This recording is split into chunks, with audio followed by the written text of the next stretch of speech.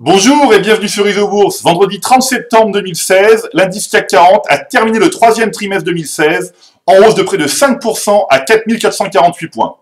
Passons tout de suite à l'analyse des marchés dans le logiciel ISO-Bourse.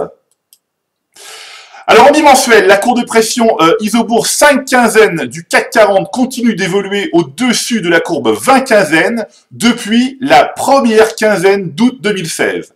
L'indice CAC 40 reste donc haussier à court terme. En trimestriel, la courbe de pression ISO-Bourse 5 trimestres du CAC 40 est finalement parvenue à se maintenir au-dessus de la courbe 20 trimestres après plusieurs tentatives de croisement à la baisse survenues au cours du troisième trimestre. Alors, avec cette configuration, l'indice CAC 40 s'offre la possibilité de prolonger sa reprise long terme débutée en 2013. Alors toutefois, même si la bourse de Paris présente des aspects positifs, certaines valeurs sont toujours dans une configuration baissière à moyen terme. Alors nous avons eu un parfait exemple cette semaine avec Paro, qui a perdu plus de 26% et dont les courbes mensuelles de pression ISO-Bourse sont baissières depuis plusieurs mois.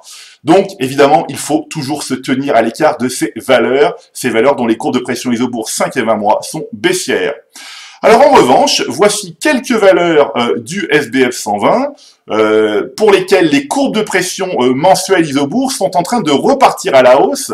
Alors parmi elles, vous avez tous reconnu évidemment Vallourec qui vient de terminer le mois de septembre 2016 sur un croisement haussier des courbes de pression ISO-Bourse.